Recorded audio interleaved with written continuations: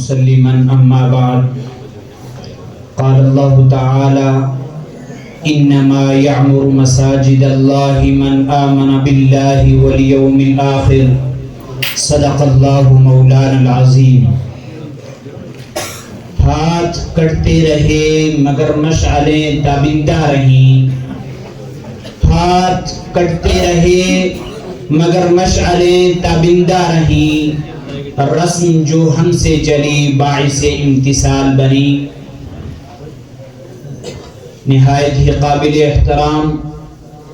حضرات اساتذہ کرام، منصب انصاف پر جلوہ افروز حضرات حکم، آج کی اس نورانی و عرفانی بزم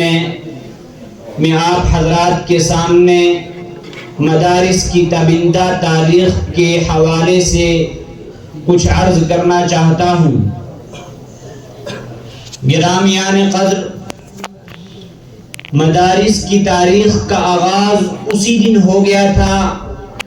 جب کائنات کے رب نے وَعَلَّمَ آدَمَ الْأَسْمَاءَ كُلَّهَا کے ساتھ سب سے پہلے مدرسے کا افتتاح عرش معلیٰ پر کیا تھا۔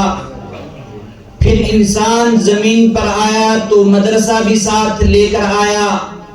وقت گزرتا رہا، مدرسہ قائم رہا، حتیٰ کہ وادی مکہ میں ظہور نبوت کا وقت آ گیا اور کائنات کے امام کو سب سے پہلا سبق غار حرا میں پڑھایا گیا۔ آپ باہر تشریف لائے تو انما بعثت معلما کا اعلان عام کروا دیا گیا۔ پھر آپ نے معلمانہ فرائض انجام دینا شروع کیے اور زمین پر بسنے والے انسانوں کو راہ حق دکھانی شروع کی۔ تو اب تقاضا تھا کہ کوئی ایسی درسگاہ ہو، کوئی ایسی جگہ ہو جہاں سب جمع ہو کر چشمہ ہدایت سے سیراب ہوں۔ تو نبی کریم صلی اللہ علیہ وسلم نے سب سے پہلے دار ارقم ابن ارقم کو پہلی درسگاہ منتخب فرمایا۔ آپ وادی یثرب پہنچے تو سب سے پہلے اقامتی ادارے کا افتتاح صفہ کے نام سے کیا گیا۔ پھر صحابہ کا وہ سنہری دور شروع ہوا جسے مدارس کا دور کہا جاتا ہے۔ ہر طرف مدارس ہی مدارس قائم ہوئے، کہیں جامعہ عبداللہ بن مسعود، کہیں جامعہ عبداللہ بن عباس، کہیں جامعہ ابی بن کعب، کہیں جامعہ زید بن ثابت، کہیں جامعہ علی المرتضی، اور کہیں جامعہ عائشہ للبنات، اور کہیں وہ جامعہ عبداللہ بن عمر کہ جس کا نصاب یہ تھا جمیع العلم فی القرآن لیکن تقاصر عنہ افہام الرجال۔ ارباب علم و دانش تاریخ کے سنہری اوراق شاہد و عادل ہیں کہ دور صحابہ کے ان مدارس نے ایسے سیاسی و سماجی، معاشرتی و معاشی اور دفاعی ماہرین تیار کیے، ایسے طبیب و حکمران اور قاضی تیار کیے، ایسے ورکر اور کارکن تیار کیے کہ چشم فلک نے نہ ان سے بہتر سیاستدان دیکھے تھے، نہ طبیب و حکمران دیکھے تھے، نہ جنرل و سپاہی دیکھے تھے، نہ تاجر و مزدور دیکھے تھے، کہ جن کی ثقافتوں کے سامنے دنیا کی ثقافتیں دنگ رہ گئی۔ یہ انہی مدارس کے علماء تھے جو زبان و ادب کے میدان میں آئے تو اپنی انفرادیت منوائی، تاریخ و تحقیق کے میدان میں قدم رکھا تو اپنے امتیازات کے جھنڈے گاڑ دیے، سیاست کا رخ کیا تو اپنی برتری ثابت کر دی، دفاع قوم و وطن کی باری آئی تو قوم کا سر فخر سے بلند کر دیا، سائنس و ایجاد کے میدان میں گئے تو ایجادات کے ڈھیر لگا دیے، میڈیکل کے شعبے میں قدم رکھا تو صدیوں سے لا علاج مریض قابل علاج قرار پائے۔ تو پھر میں کیوں نہ کہوں اولئک آبائی فجئنی بمثلہم اذا جمعتنا یا جریر المجامی۔ گلشن ضیاء کنو شگفتہ پھولو، میں ان مدارس کی بات کر رہا ہوں جن کا نصاب آفاقی، نظام و پیغام آفاقی، سوچ و فکر اور نظریات آفاقی ہے۔ ہر دور میں یہ قرآن و سنت کا پرچم تھامے رہے، اسلام کے نظریاتی سرحدوں کے محافظ رہے،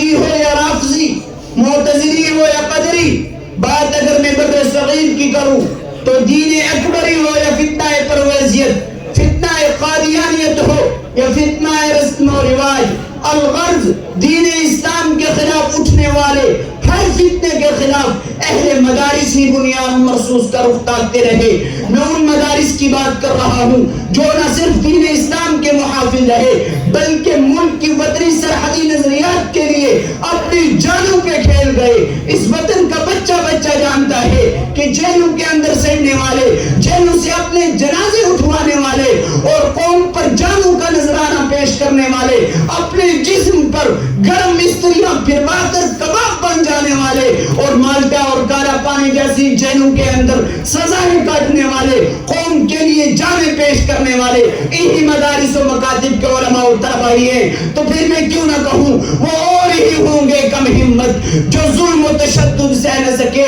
وہ اور ہی ہوں گے کم ہمت جو ظلم و تشدد کہہ نہ سکے، شمشیروں کے اس دھانے پر روداد صداقت کہہ نہ سکے۔ یہ چشم فلک نے دیکھا ہے طاقت میں جو ہم سے بڑھ کر تھے، یہ چشم فلک نے دیکھا ہے طاقت میں جو ہم سے بڑھ کر تھے، توحید کا جب طوفان اٹھا وہ مد مقابل رہ نہ سکے۔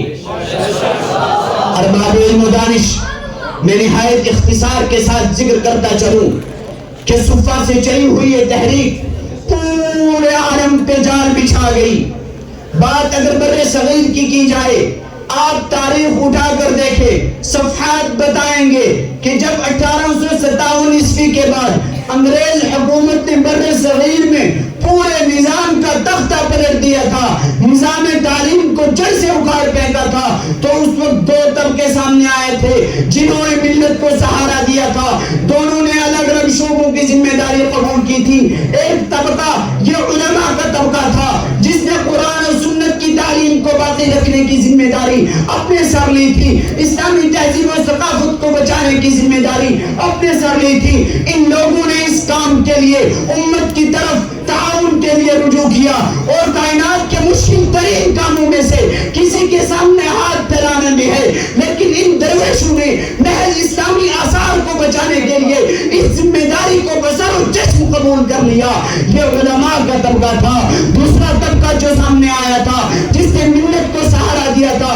ملت کو جدید علوم سے بہرور کرنے کی ذمہ داری قبول کی تھی، انگریزی اور دیگر زبانیں پڑھانے کی ذمہ داری قبول کی تھی۔ اس طبقہ نے بھی دنیا میں ترقی کی، لیکن اس طبقہ کو ملک کی مکمل پشت پناہی حاصل رہی، ملک کا مکمل تعاون حاصل رہا، اس نے بھی دنیا میں ترقی کی۔ لیکن جو ترقی علماء کے اس طبقہ نے کی جس کو ملک کا کوئی تعاون حاصل نہیں تھا بلکہ ملک کی پابندیوں کی چنگل میں رہتے ہوئے قوم کو ایسے افراد اور لال و گوہر فراہم کیے کہ تا قیامت قوم جو ہے ان کے فیوز و برکات سے سراب ہوتی رہے گی۔ کن کن کا تذکرہ کیا جائے؟ اگر کوئی مجھ سے کہے گا کہ بر صغیر میں مدارس نے ملت کو کیا دیا تو میں برملا کہہ دوں گا کہ مولانا قاسم نانوتوی کو دیکھیے، مولانا رشید احمد گنگوہی کو دیکھیے، حکیم امت مولانا اشرف علی تھانوی کو دیکھیے، خطیب امت مولانا قاری محمد طیب صاحب کو دیکھیے، اور آگے بڑھ کر ذرا میں کہوں گا کہ محسن قوم و ملت حضرت مولانا غلام قادری صاحب کو دیکھیے کہ جن کی شخصیت اور جن کا لگایا ہوا شجر دنیا عالم میں کسی تعارف کا محتاج نہیں۔ میرا وقت پورا ہونا چاہتا ہے، اس لیے انہی الفاظ پر اور اس شعر کے ساتھ میں اپنی تقریر کو پورا کرتا ہوں کہ یہی ہیں جن کے سونے کو فضیلت ہے عبادت پر، یہی ہیں جن کے سونے کو فضیلت ہے عبادت پر، انہی کے اتقاء پہ ناز کرتی ہے مسلمانی۔ اگر خلوت میں بیٹھے تو جنت کا مزہ آئے، اگر خلوت میں بیٹھے تو جنت کا مزہ آئے، اور آئیں اپنے جنت میں تو ساکت ہو سخندانی۔ والسلام علیکم۔